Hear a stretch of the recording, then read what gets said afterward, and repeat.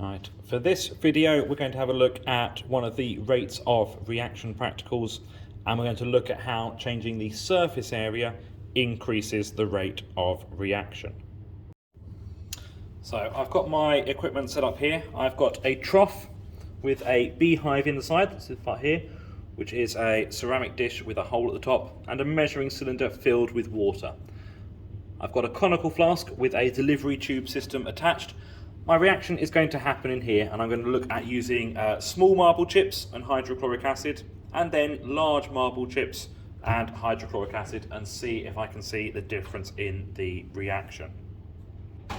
So I've poured in some hydrochloric acid into the conical flask. I measured it out using a measuring cylinder, and I've poured in 50 centimetres cubed. I've now got some marble chips. These are small marble chips. We've weighed them out, and it is 5 grams. And what I'm going to do next, I'm going to add them into my conical flask. That will start a chemical reaction that will produce carbon dioxide gas.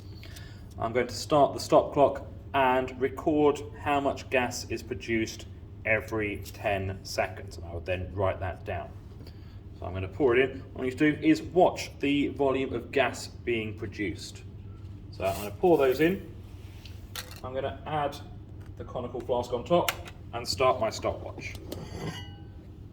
Now, if you watch it going, you will be able to see that we will start producing some gas that's coming up through there. So the bubbles are coming up through here. And what we would do is every 10 seconds I would record the reading on my measuring cylinder. It is a bit tricky. I do have to do it upside down. But at this point I've now made 10 centimetres cubed, and we can see the reaction is happening pretty quickly. Time-wise we're about 40 seconds now. My reaction is occurring pretty quickly, and I would continue until the reaction stops. So the fizzing or effervescence stops in the conical flask and no more gas is being produced.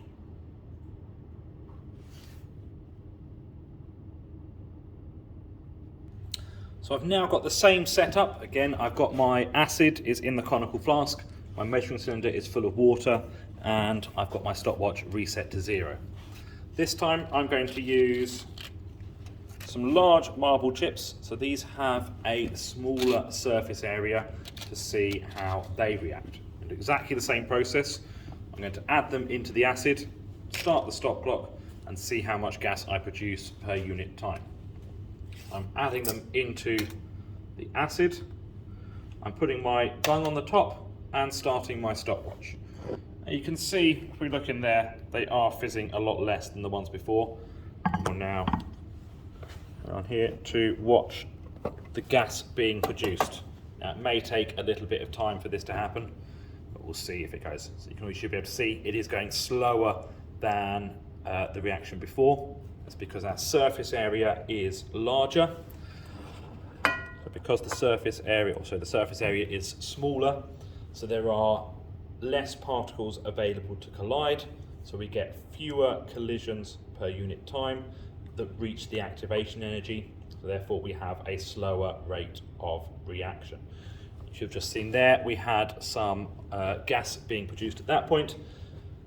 We'll wait and see if we get any more coming. So time-wise, we're already at 55 seconds and nowhere near the same volume of gas being produced as with the small marble chips. You would have seen a couple of bubbles going up, but not that many. There's another one there. We'll leave it there because we can see this reaction is going a lot slower.